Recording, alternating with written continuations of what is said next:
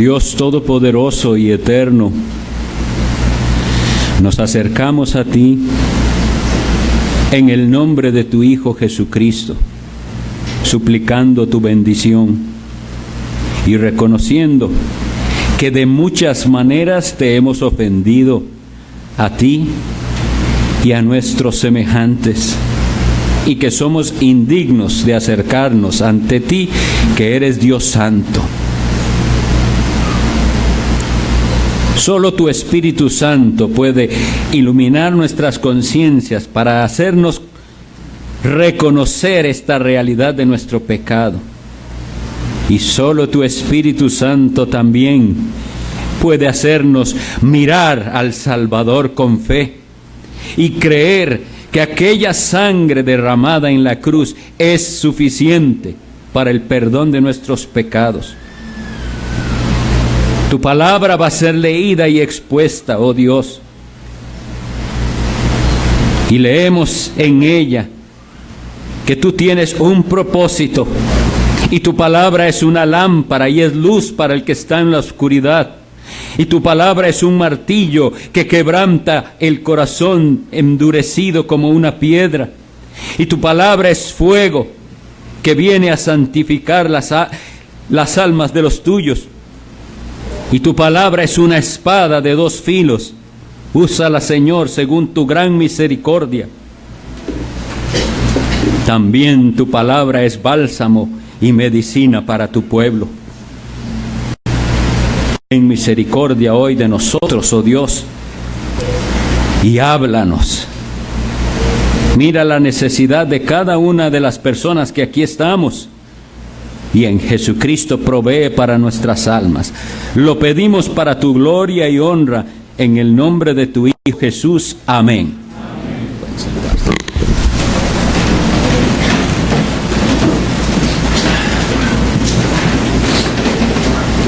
Vamos a abrir la Sagrada Escritura en la carta del apóstol Pablo a los Gálatas. Y vamos a leer en el capítulo 5, como hemos estado haciendo, leemos del versículo 18 al 23.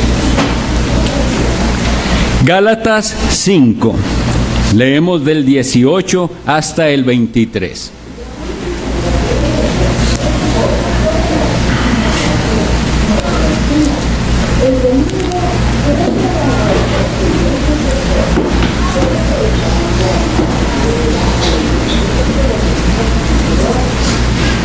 Dice así la palabra de Dios: pero si sois guiados por el Espíritu, no estáis bajo la ley. Y manifiestas son las obras de la carne, que son adulterio, fornicación, inmundicia, lascivia, idolatría, hechicerías, enemistades, pleitos, celos, iras, contiendas, disensiones, herejías, envidias, homicidios, borracheras, orgías y cosas semejantes a estas, acerca de las cuales os amonesto, como ya os lo he dicho antes, que los que practican tales cosas no heredarán el reino de Dios. Mas el fruto del Espíritu es amor, gozo, paz, paciencia, benignidad, bondad, fe, mansedumbre, templanza. Contra tales cosas no hay ley. Hemos venido en una serie de exposiciones de lo que son estas obras de la carne. Esta lista no es una lista completa de los pecados, pero hemos estado yendo uno por uno de ellos para identificarlos en nuestra vida y aprender a mortificar el pecado. Porque como habíamos visto, solo hay dos clases de árboles: el árbol que da buen fruto y el árbol que da mal fruto, y eso depende del corazón. Tenemos que identificar si estamos en el árbol bueno, en Cristo, o si aún estamos en nuestros pecados. La lista que hoy vamos a tratar tiene que ver con lo que nosotros solemos llamar la segunda tabla de la ley de Dios. lo que tiene que ver con el trato con nuestro prójimo. Y entonces vamos a hablar vamos por aquí, enemistades, pleitos, celos, iras, contiendas. Y después vamos a pasar a envidias y homicidios, y los otros pecados los vamos a dejar para otra ocasión. Como habíamos visto, lo que sucedía en las iglesias de Galacia era muy grave. Y el apóstol Pablo les había advertido de que esa corrupción del evangelio les llevaría a la condenación si no se arrepentían. Pablo no estaba hablando de condenación para personas que fueran ateas, que no creyeran la Biblia, sino personas que decían creer la Biblia, pero habían corrompido el evangelio de Cristo. Y como vemos también, estaban muy dispuestos a abrazar ritos y prácticas y confiar en esas obras para salvación, apartándose del evangelio de Cristo. En el capítulo 3, versículo 15, les había dicho, después de exponerles la locura de lo que ellos estaban haciendo al someterse al rito de la circuncisión, al someterse a fiestas de los hebreos, ya estaban guardando prácticas de la religión judía. Y les había dicho que ellos guardaban los días, los meses, los años, estaban dispuestos a todo eso. Y sin embargo, en el capítulo 3, versículos 15, les decía, pero si os mordéis unos a otros, mirad que no os consumáis unos a otros. ¿Por qué? Porque es posible para el hombre cumplir una religión de obras, una religión en la cual yo me presento ante Dios en base a lo que yo hago o en base a lo que yo dejé de hacer. Es una religión basada en el hombre. Y sin embargo no es posible para el ser humano en sus propias fuerzas y capacidad cumplir la religión de Cristo, que es la religión del amor. Ahora sí, algunos piensan al leer el Antiguo Testamento y después, o lo que saben del Nuevo Testamento, a algunos les parece que el amor y la gracia solamente se manifestaron a partir de Jesucristo, aunque Él es la revelación plena del amor y de la gracia de Dios. Pero no es así.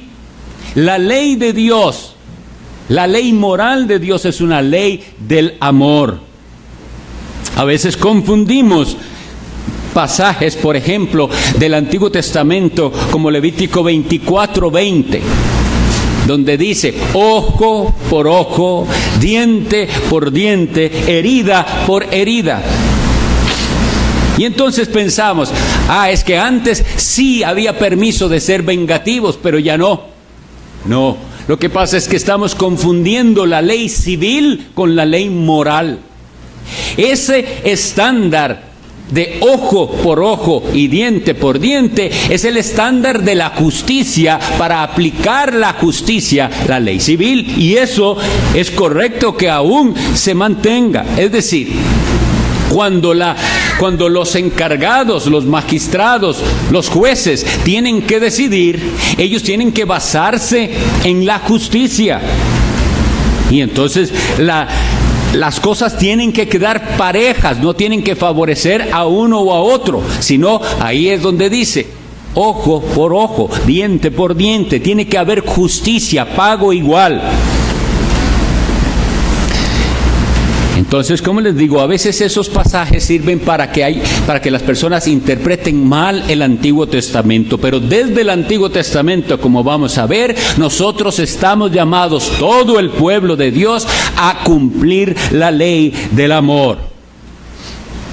Al acercarnos a estos pecados que tienen que ver con nuestra relación con nuestros semejantes, es importante hacer la distinción y la advertencia más bien, que es fácil para nosotros creer que se condenan los que cumplen los pecados de los cuales hablamos anteriormente: adulterio, fornicación, inmundicia, lascivia, idolatría, hechicerías. Y cuando pensamos en todos esos pecados que fueron expuestos, no parece ser difícil a nosotros decir, claro, el que hace eso se va a condenar. Y nuestro malvado corazón, nuestro engañoso corazón, nos hace pensar que los siguientes pecados no son dignos de condenación. Y vamos a tener que examinarnos hoy para ver si esos pecados están en nosotros, si son una práctica en nosotros y cómo combatirlos. Y ellos nos van a dar una señal de si de verdad nosotros nos hemos arrepentido. Vamos a iniciar con las enemistades. Enemistades. Una enemistad es una aversión u odio entre dos o más personas. Leamos, por favor. Hoy vamos a leer bastante la Sagrada Escritura porque quiero que cada uno verifique en las Sagradas Escrituras lo que Dios nos dice. Éxodo 23:4. Y si no es muy rápido para buscar en la Biblia, entonces solamente anótelo y lo lee después.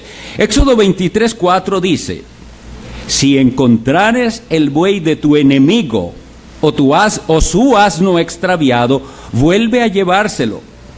Y si vieres el asno del que te aborrece caído debajo de su carga, ¿le dejarás sin ayuda? Antes bien, le ayudarás a levantarlo. Quisiera que pongamos atención a este ejemplo.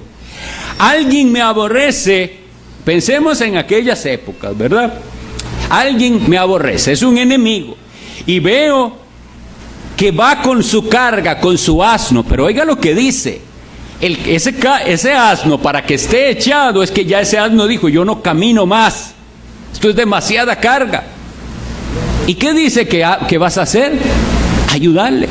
Eso implica que usted tiene que tomar parte de esa carga y llevarla a usted en su animal de carga, o ver cómo hace para ayudar a aquel que le aborrece a llevar su carga. Y esto tiene un significado no solo físico.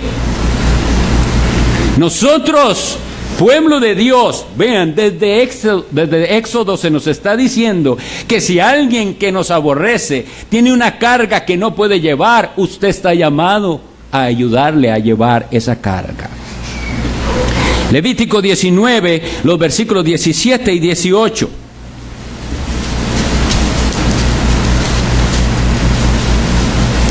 Dice así: no aborrecerás a tu hermano en tu corazón, razonarás con tu prójimo para que no participes de su pecado.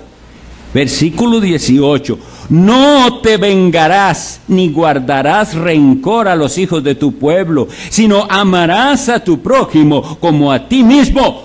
Firma ¿quién? Yo, Jehová. Este es el mismo Dios que se reveló a nosotros, el que nos dice que la enemistad es un pecado. Debemos, eso sí, diferenciar entre enemistades involuntarias y enemistades que a veces hasta por la causa de Cristo pueden ocurrir. Así que no estamos hablando de eso. A veces hay personas que nos aborrecen sin causa. Y aún a ellos, como dice ahí, el que te aborrece, si ocupa ayuda, voy a ayudarle. Pero otras veces, y esta es la parte importante para revisarnos, nosotros nos hemos ganado la enemistad. Y eso es muy delicado. En el mundo, ¿cómo se expresan las personas? Seamos observadores. ¿Cómo se expresan las personas de otros? Hay una frase bastante común y es: tal persona me cae mal. Y si usted piensa y analiza qué es lo que te cae mal de esa persona, a veces son cosas tan absurdas, tan vanas. No me gusta cómo habla, no me gusta cómo se ríe, no me gusta cómo es. Eso solo está revelando un corazón desprovisto del amor de Dios. Así es el mundo. Ahora, porque no tiene a Cristo. El gran problema es cuando eso se da entre gente que supuestamente tiene a Cristo y también se expresan de otros de esa manera. Un cristiano debería ser alguien que nunca dice tal cosa de que a alguien le cae mal. Nadie debe caernos mal. Y esto nos confronta, porque sí, hay personas muy diferentes a nosotros y que hacen cosas que no nos agradan, y aún así estoy llamado a amarle.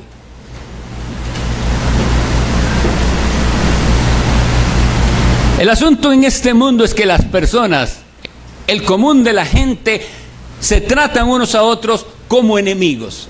Y esta es la realidad que ustedes y yo conocemos. Esta es la realidad del tránsito en las calles. La gente no se comporta como amigos, sino como enemigos. ¿Hemos caído en semejante pecado? ¿Cuán faltos de cortesía somos? Si se nos olvida, tenemos que recordarlo. Porque lo que vamos a ir haciendo con estos pecados es describirlo y ver cómo podemos combatirlo. Pero ¿cómo se combate la tendencia a la enemistad? Siendo amistosos. Estamos llamados, dice Proverbios 11:30, el que gana almas es sabio. A veces se ha querido interpretar ese versículo o aplicarlo nada más a ganar a alguien para Cristo. Y claro, los cristianos deseamos ganar gente para Cristo, pero no es solo eso.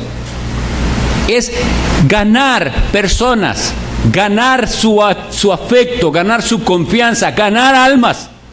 Pero hay quienes van por este mundo no ganando almas, sino ganando enemigos.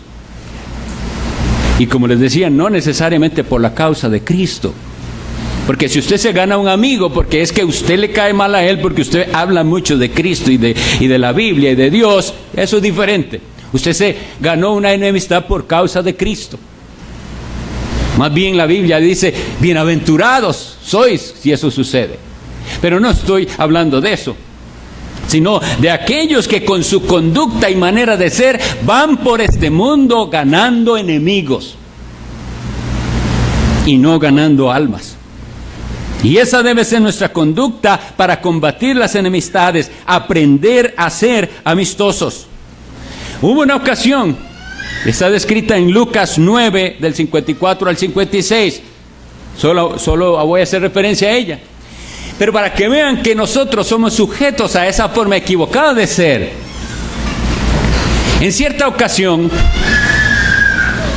Jesucristo y sus discípulos tenían que pasar por Samaria, y como ellos iban para Jerusalén, hubo un desaire de parte de los samaritanos por saber que ellos iban, judíos que van para Jerusalén. Y Jacobo y Juan le dicen, Señor, ¿quieres que mandemos que caiga fuego del cielo como hizo Elías? ¿Cuál es la respuesta de Cristo? Vosotros no sabéis de cuál espíritu sois. El ser humano, y nosotros cristianos también todavía, es experto en estar buscando en la Biblia excusas para pecar. Y estar buscando el ejemplo del que cayó para decir, ve, también David cayó, también Elías desechó fuego del cielo, yo también quiero hacer eso. Y Cristo les dice, ustedes no saben de cuál espíritu sois. ¿Ustedes creen que Elías hizo eso por simple venganza? El profeta de Dios mandó si yo soy, porque él decía, varón de Dios, llegaban las compañías, no sé si todos han leído, pero en el libro de los Reyes dice que Elías lo buscaban para matarlo, mandaban por él, y el rey mandaba compañías, varón de Dios, el rey dice que vaya, si soy varón de Dios, descienda fuego del cielo. Entonces había un propósito y fue Dios el que mandó que así sucediera. No es que Elías tomaba la ley en sus manos. Esa es la diferencia que tenemos que hacer. Nosotros no tomamos la ley en nuestras manos. Dios es el juez y también ha dejado autoridades para regir las leyes. Pero de nuestra parte, muchas veces va a tener que Cristo decirnos a nosotros, ustedes no saben todavía de cuál espíritu sois. Yo no he venido para perder a las almas, sino para salvarlas. Estamos llamados a ganar almas. Y yo sé que es difícil, sobre todo cuando aquellas personas han hecho daño.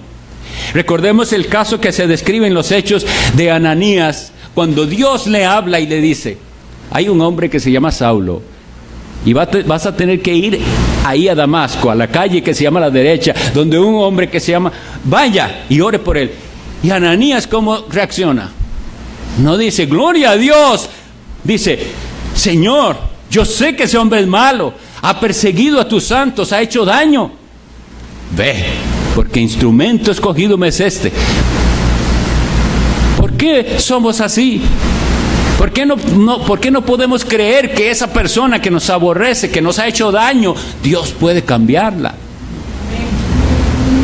Y hay más gloria en el... Si esa persona no cambia, nosotros sabemos cuál es su fin.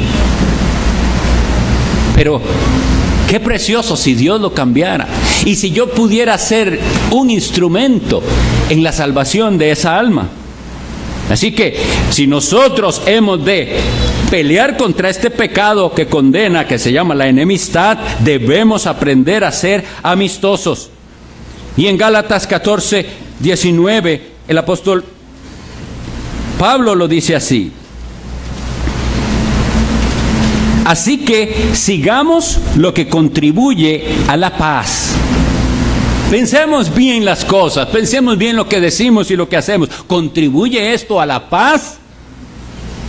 ¿O contribuye esto a lo contrario de la paz?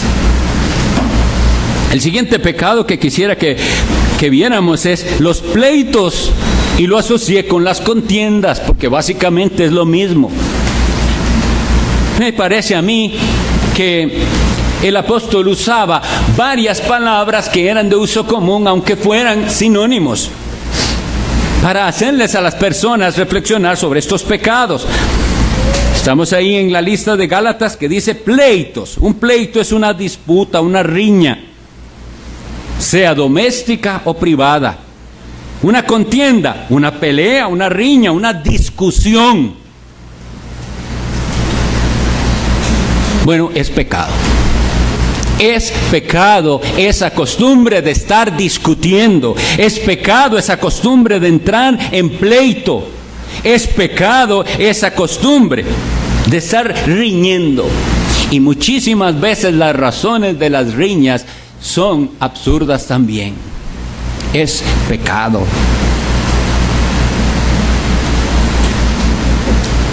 Leamos por favor 1 Corintios 6:7. Yo quisiera que anoten, por favor, los que puedan. Hay igual de nuestro perverso corazón, sale la costumbre de que cuando en la predicación hay un versículo muy bueno, que pensamos, esto sí que le sirve a mi prima, a mi hermana, a mi mamá, lo voy a marcar bien para la próxima vez que la vea.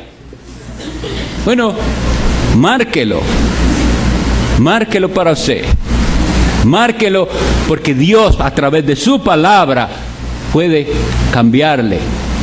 Dice 1 Corintios 6:7, cambiarle a usted.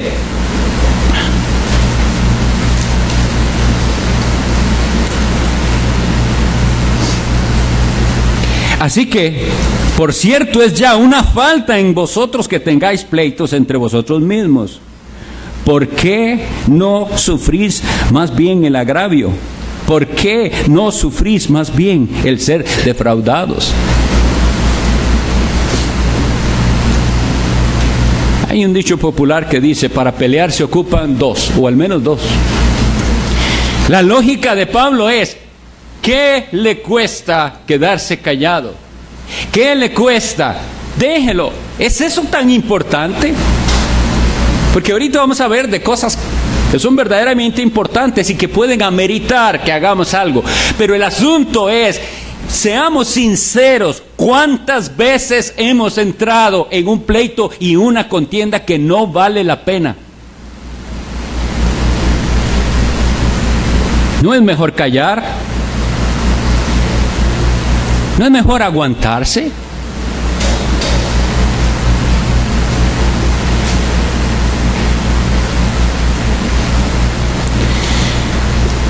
Si nosotros en ese momento de tentación, en ese momento en que yo digo, me va a oír esa persona, cuando usted se siente así, tan indignado, que fue tan ofendido, que esto ya llegó a su límite. Si usted clamara al Señor, Dios mío, líbrame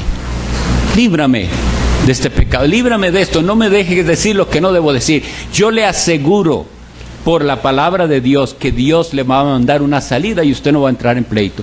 ¿Por qué se lo aseguro? Porque lo dice la Biblia y porque yo mismo lo he vivido de una manera tan milagrosa que yo he estado a un pelo de entrar en una contienda y en mi interior clamé al Señor y Él cambió toda la situación, que al final después yo hasta me reía y yo digo, ¿cómo es posible? Hubiera entrado en un pleito y una contienda y hoy me estaría arrepintiendo y sufriendo de lo que dije y de lo que eso hubiera podido provocar. Pero gloria a Dios, Él me libró.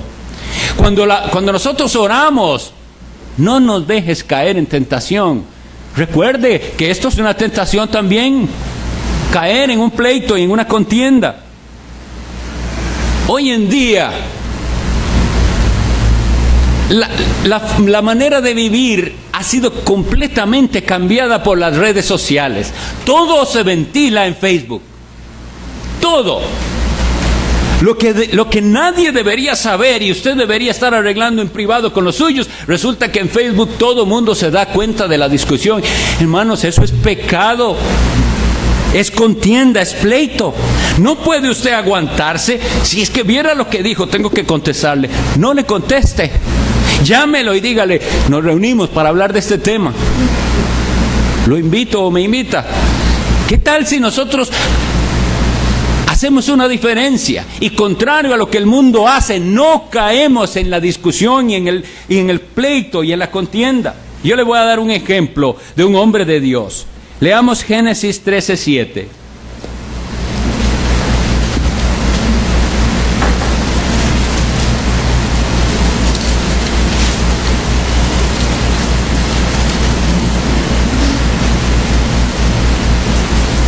Génesis 13:7 dice así: y hubo contienda entre los pastores del ganado de Abraham y los pastores del ganado de Lot.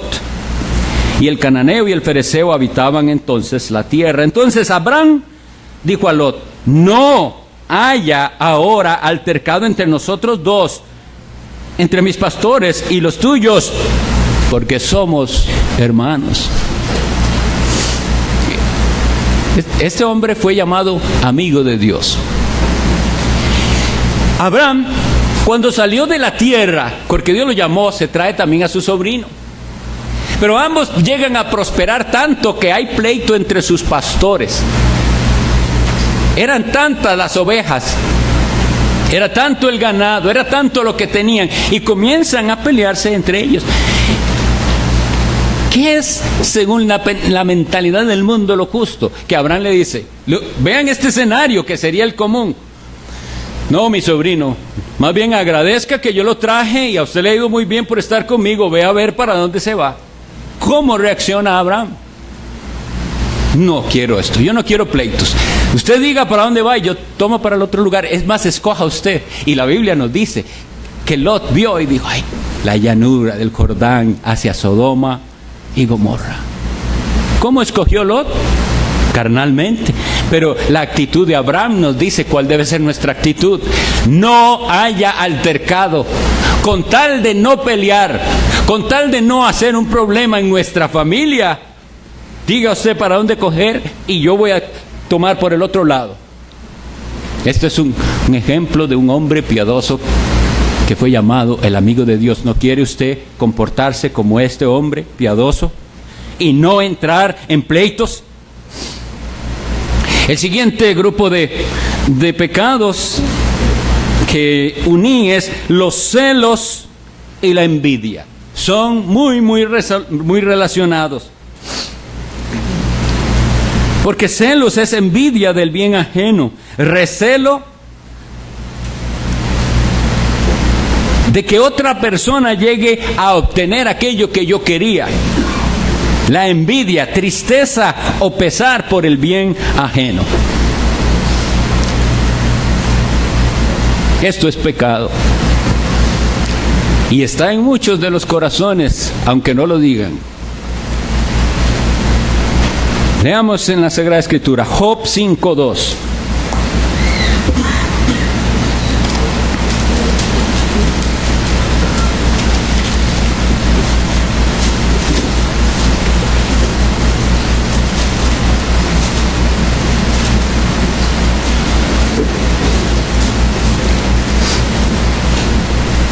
Es cierto que al necio lo mata la ira. Ahorita hablamos de la ira también. Y al codicioso lo consume la envidia.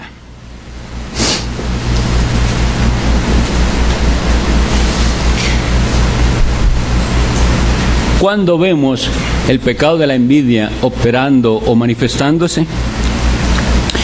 Cuando hay un sentimiento de incomodidad al ver que otro progresa. Cuando hay un sentimiento de incomodidad al observar las posesiones del prójimo. Cuando hay un sentimiento de incomodidad y no de alegría al ver lo que él tiene, lo que él posee, cómo le va, al ver sus talentos y habilidades.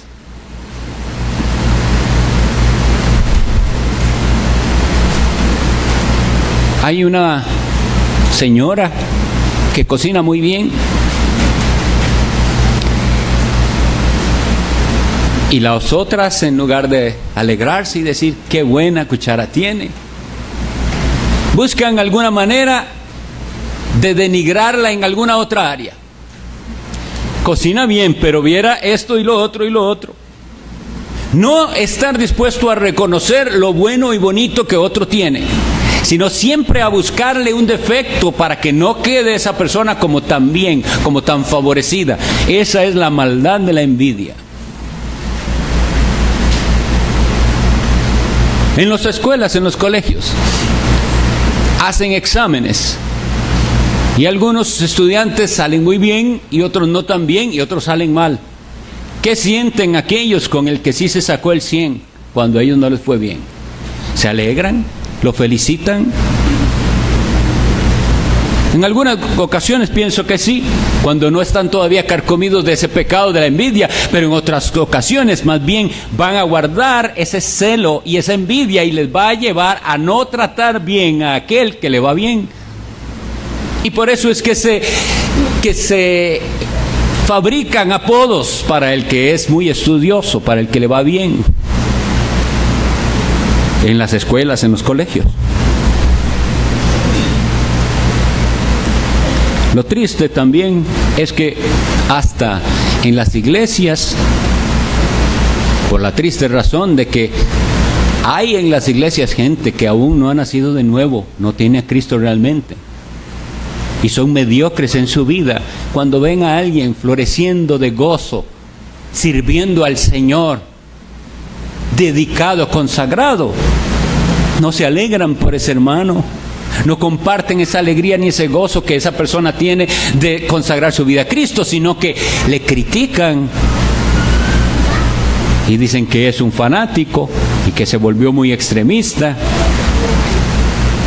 Eso es envidia. Como usted no está gozando esa comunión tan linda con Cristo y ve que otro la tiene, entonces se dan esos comentarios. Bueno, algo malo tienen que encontrarle a las personas. Ese es el pecado de la envidia. Y leamos un poquito más de eso, Proverbios 14:30. El corazón apacible es vida de la carne, mas la envidia es carcoma de los huesos. Y como en todos los casos, el pecado daña al que lo comete. Y daña a los que están alrededor, obviamente, pero daña al que lo comete a este punto. Dice, la envidia es carcoma de los huesos. ¿Por qué usted no se puede alegrar del bien del otro y más bien siente eso feo por dentro? En cambio, un corazón apacible es vida, dice.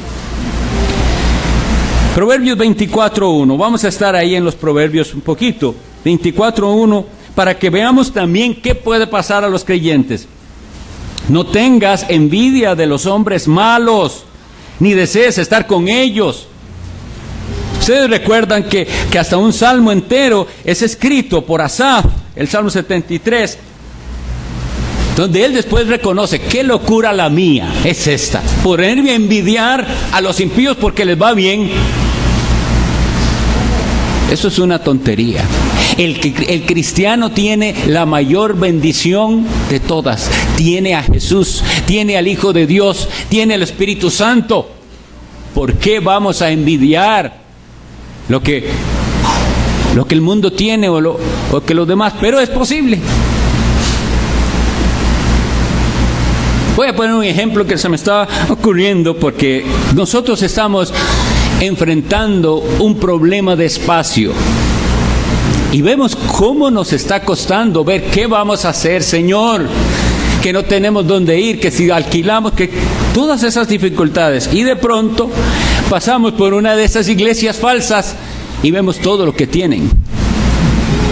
¿Y cómo hicieron tan rápido eso? Y nosotros tenemos...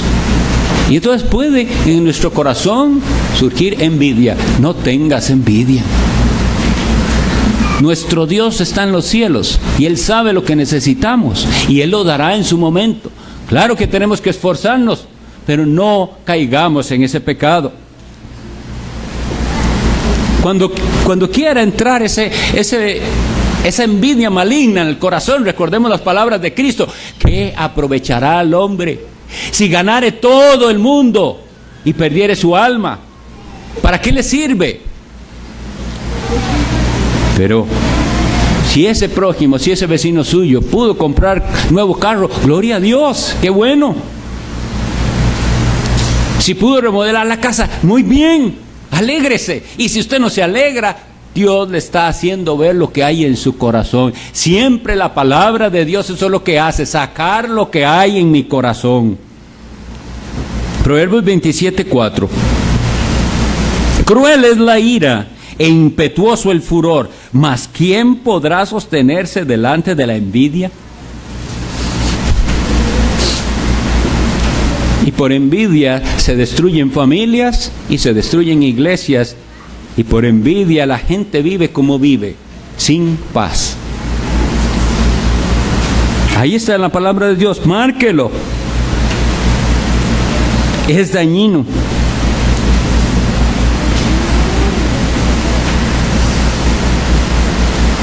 Gálatas también nos habla de las iras.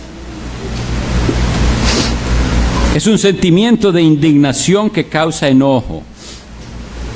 Y como les decía, el corazón humano es experto en ir y buscar permisos en la Biblia para pecar. Y entonces rápidamente van a Efesios: airaos, pero no pequéis. Ve como si se puede uno airar. Y todos los demás versículos que dicen que es pecado, ¿qué vamos a hacer con todos los demás versículos? Bueno, interpretarlos a la luz de la palabra de Dios. Porque en casi todas las ocasiones la ira lleva al pecado. Hay una ira santa que nosotros la vemos ejemplificada en Jesucristo. Hay un celo santo. Cuando Él ve aquel templo, que es la casa de Dios, el lugar donde tenía que la presencia de Dios ser reverenciada, y Él ve aquel templo convertido en lo que lo hicieron, y gente vendiendo y cambiando y animales, ¿qué dice que hizo? Tomó, se hizo un látigo y echó a todo el mundo. ¿Y qué dijeron sus discípulos? Se acordaron que está escrito: el celo de tu casa me consume. Esa es la única ira que no es pecado, la ira que es santa, que es provocada porque veo la ofensa hecha a Dios. Y eso genera en mí celo santo, ira santa. Pero en la mayor parte de las situaciones no es así. Santiago nos dice en su capítulo 1, versículos 19 y 20, leo para ustedes si quieren. Por esto, mis amados hermanos, todo hombre sea pronto para oír, tardo para hablar, tardo para airarse, porque la ira del hombre no obra la justicia de Dios. ¿Cuál es el consejo entonces para los que estábamos diciendo, vamos a describirlo? ¿Y cuál es el consejo? Escuche, pero piense mucho antes de hablar. porque la ira del hombre no obra la justicia de Dios. Volvamos al libro de los Proverbios y vamos a leer varias citas con respecto a esto. 29, Proverbios 29:11.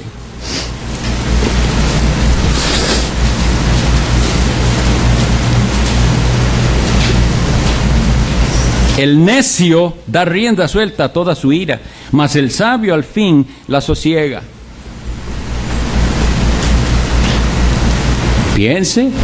Pensemos, ¿está dando usted rienda suelta a su ira o está por el poder del Señor sosteniéndose, sosegando la ira? Porque eso lo define a usted. Usted es o un sabio o es un necio. Proverbios 15:18. El hombre iracundo promueve contiendas, mas el que tarda en airarse apacigua la rencilla. Hermanos, esto no ocupa gran estudio para poder interpretarlo bien. Esto dice lo que es. El hombre iracundo, es decir, el hombre que se deja dominar de sus iras, promueve contiendas. Siempre es así. Siempre va a entrar en pleito y en contienda. En cambio, el que tarda en airarse apacigua. Jesucristo dijo, bienaventurados los pacificadores.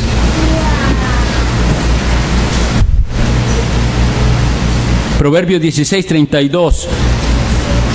Mejor es el que tarda en airarse que el fuerte, y el que se enseñorea de su espíritu más que el que toma una ciudad. ¿Ven? Pero en el mundo y en la manera de pensar del mundo, el débil es usted si usted no entra en pleito. Y entonces lo van a tachar de cobarde. Y no se deje. Y hasta van a querer encontrar ejemplos en los que alguien sí se defendió. Ve, como sí se puede. Vamos a la palabra de Dios y ella es la que me dice que el sabio es el que sabe sosegar su ira. Y que es mejor eso que conquistar una ciudad. Mejor es el que tarda en airarse que el fuerte. Y vean los resultados, las consecuencias de lo que es vivir en este ambiente mundano, impío, de pleitos, de iras, de enemistades. Vean, capítulo 17 en Proverbios dice, mejor es un bocado seco y en paz que casa de contiendas llena de provisiones. Hermanos, cuando usted se siente a comer con su familia, lo que sea que el Señor le haya provisto, y ustedes pueden hacer una oración, aprecien y alaben al Señor porque se pueden sentar en paz. Porque aquí estamos, nadie está peleando, estamos disfrutando de lo que el Señor nos dio, sea lo que sea, sin quejas, sin quejarse de lo que hay de menú, simplemente agradecidos con un corazón sencillo. Porque ¿saben qué? Porque hay personas que tienen manjares y las refrigeradoras a reventar y no pueden sentarse en paz a comer, porque son familias donde en cuanto se sientan es a discutir y a pelear por algo. Y como les decía, cada vez me doy cuenta más, por cosas absurdas que no hay que pelear por eso. Eso no es importante. ¿Por qué le damos importancia a cosas tan tontas de esta vida pasajera, temporal? Es mejor estar en paz y comer tranquilos, aunque sea un bocado seco, pero en paz.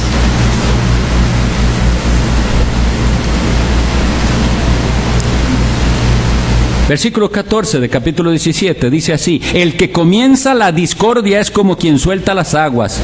Deja pues la contienda antes que se enrede. Porque los asuntos son así. Usted pensó que lo resolvía rápido y la cosa se complicó. Y otro más se metió. Y otro vino a, como decimos nosotros en este país, a carbonear. Huya de eso. Eso es una tentación. Es diabólico. Sálgase de ahí. Usted y yo somos mensajeros de la paz. El evangelio se llama el evangelio de la paz. capítulo 20, versículo 3. Honra es del hombre dejar la contienda, mas todo insensato se envolverá en ella. Otra vez, al revés de lo que el mundo piensa. Yo quiero huir de la contienda, no quiero problemas, no es necesario. Y aquí dice que es una honra para Dios. De la manera que Dios lo ve es honra, pero de la manera que el mundo lo ve no. En cambio, para Dios el insensato es el que se envuelve en los pleitos. ¿Quién te metió en pleitos? Te metiste en pleitos sin necesidad. Capítulo 29, versículo 22. El hombre iracundo levanta contiendas y el furioso muchas veces peca.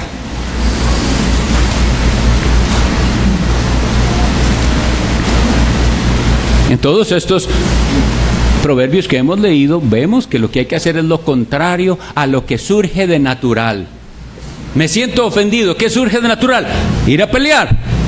Pero entonces el sabio y el sensato clama a Dios, y si es creyente, pide el auxilio del Espíritu Santo para no caer en pecado, ni con su boca, ni de ninguna otra manera, y no hacer pleito. Huir de los pleitos. Habrá situaciones en las cuales usted sí debe hacer uso de la ley, porque la ley está para protegernos. Yo lo pongo desde este punto de vista, miren. Si la ofensa es personal, hasta donde sea posible yo voy a obviar el asunto. Es contra mí. Ahora, un hombre tiene que defender a su esposa y a sus hijos. Y si alguien viene a tratar de dañarlos, él está mandado por Dios a defenderles, pero eso es otra cosa. Y si alguien está tratando eso, entonces usted debe acudir prontamente a la ley, porque la ley le va a proteger a usted. Estamos hablando del trato diario, de cuál es su actitud. ¿Cuál es su actitud con las personas que le rodean, sobre todo con los más cercanos?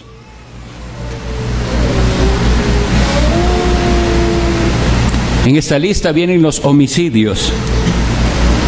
Y yo sé que la mayoría de las personas, igual que los fariseos, ellos creían que cumplían el mandamiento de no matarás.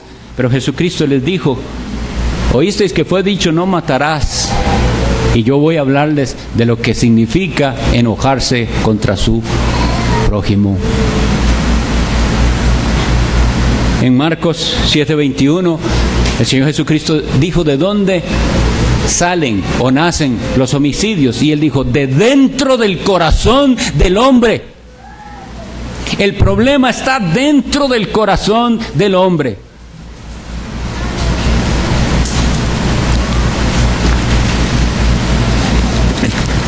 Tiempo ha transcurrido y entonces vamos a tratar de resumir y aplicar lo que hemos leído aquí con respecto a estas obras de la carne,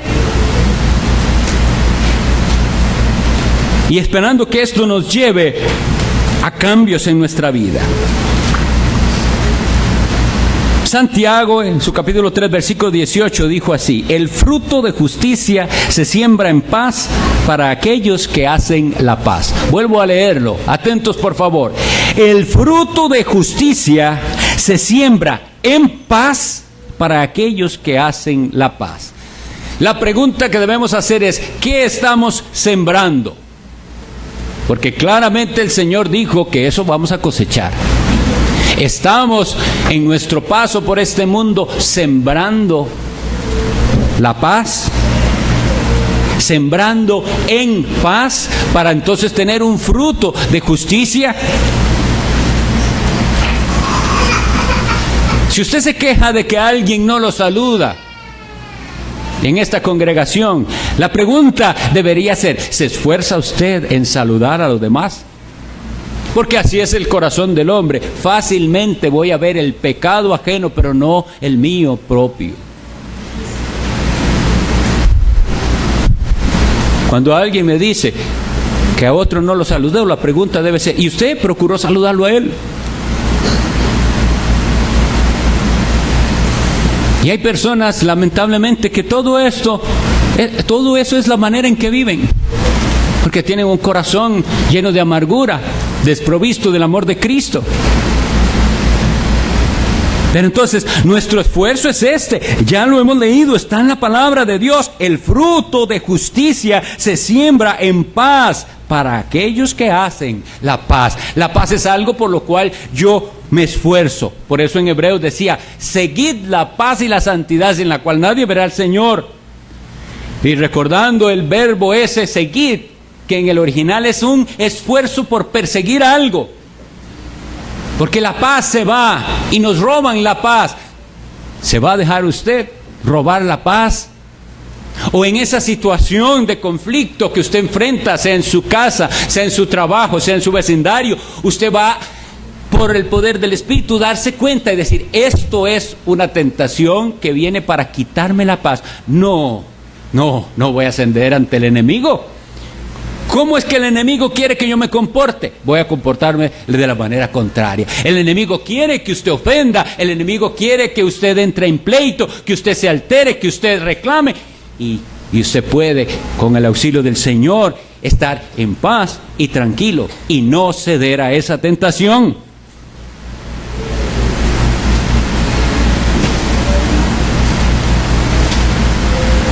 Porque la palabra de Dios dice claramente, en cuanto dependa de vosotros, estad en paz con todos los hombres, no con algunos, con todos. Ahora, cuando dice esto, la pregunta que debemos hacernos es, esa frase, en cuanto dependa de vosotros, ¿ya usted hizo todo lo posible por estar en paz? ¿Ya usted hizo todo lo posible por estar en paz? Porque si ya usted hizo todo lo posible por estar en paz, entonces usted tiene una conciencia tranquila delante de Dios.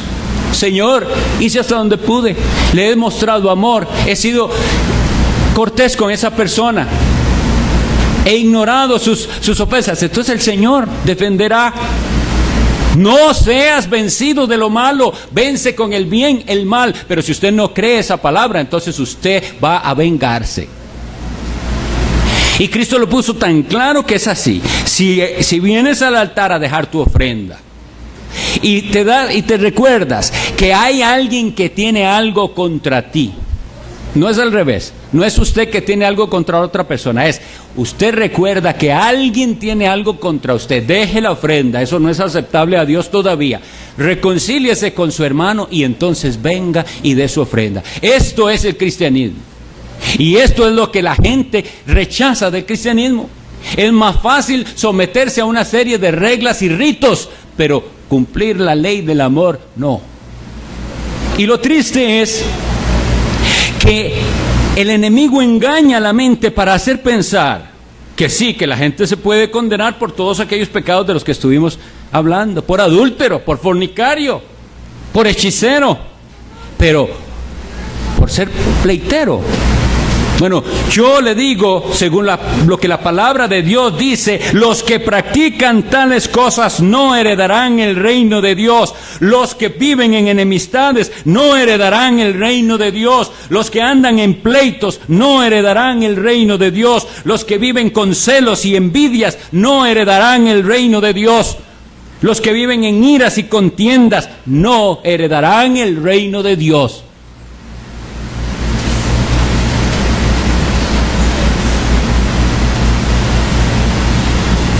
¿Y qué vamos a hacer?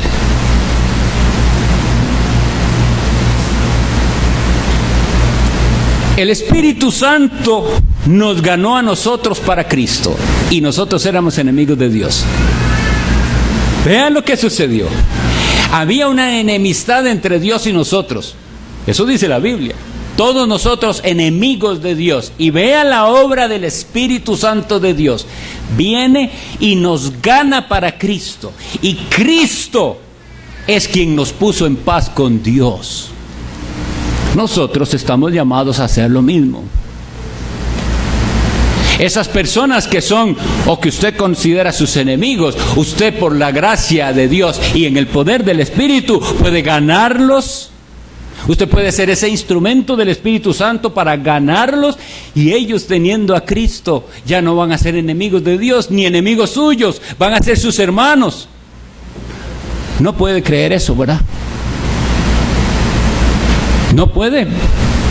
Y en su corazón usted mismo está diciendo, sí, pero esa persona no creo. Eso es incredulidad. Mi Dios puede cambiar a la persona más mala y más odiosa y más rencorosa, y Dios la puede hacer nueva. ¿Por qué es que el corazón tiene odio? ¿Por qué? ¿Y cuándo es que el corazón se llenará de amor? Yo voy a decir cuándo. El apóstol Pablo dijo, la esperanza no avergüenza, porque el amor de Dios ha sido derramado en nuestros corazones por el Espíritu Santo que nos fue dado. El Espíritu vino y quitó toda esa suciedad de odio, de rencor, de enemistades, de pleitos, de iras, contiendas, disensiones y celos. Quitó todo eso. Y ahora me puso el amor de Cristo.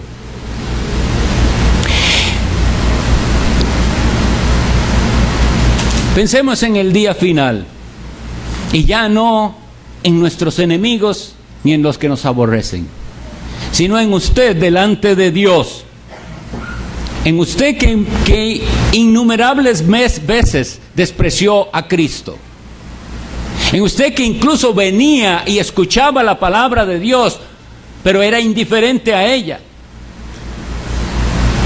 Pensemos en aquel día.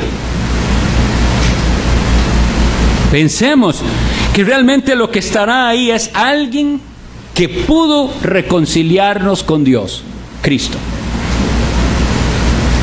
En aquel día final usted necesita, como yo, quien lo defienda y quien medie entre usted y Dios. Pero no solo en ese día, eso empieza aquí. Usted hoy tiene que tener quien se ponga entre Dios y usted, porque si no la ira de Dios caerá sobre usted. ¿Por qué caerá? Porque usted ha caído en todos estos pecados de los cuales la Biblia dice, los que practican tales cosas no heredarán el reino de Dios. Usted necesita a ese mediador. Usted necesita al Cristo de Dios. Usted debería hoy clamar al Señor y recordar y pedirle que el Espíritu le recuerde cuántas veces usted entró en enemistades, cuántas veces usted entró en pleitos, cuántas veces se llegó a dejar dominar de la ira, entró en contiendas, tuvo celos en su corazón y envidias. Todo eso le condena. Le condena hoy y le condenará al final si usted no se arrepiente. Pero si usted va a Jesucristo y clama a Él, Él hace todas las cosas nuevas. Ese Pablo que un día aborrecía a los cristianos, después estuvo dispuesto a darlo todo por sus hermanos, cuando dijo, y aunque sea derramado en libación sobre el sacrificio de vuestra fe. Eso lo dice en Filipenses. ¿Y sabe lo que significa? Cuando se ofrecía una ofrenda, se tomaba aceite y vino y se derramaba encima de lo que iba a ser ofrecido a Dios. Y él dice, aunque hagan eso conmigo, aunque yo me gaste de servirles a ustedes. El hombre que perseguía a los cristianos y que los obligaba a blasfemar y que los encarcelaba y que estaba ahí cuando estaban apedreando a Esteban, y él estaba orgulloso de que a sus pies estuvieran las ropas del primer mártir. Ese cambió mi Dios. Y ese puede cambiarle a usted. Clame a Él. Vamos a orar.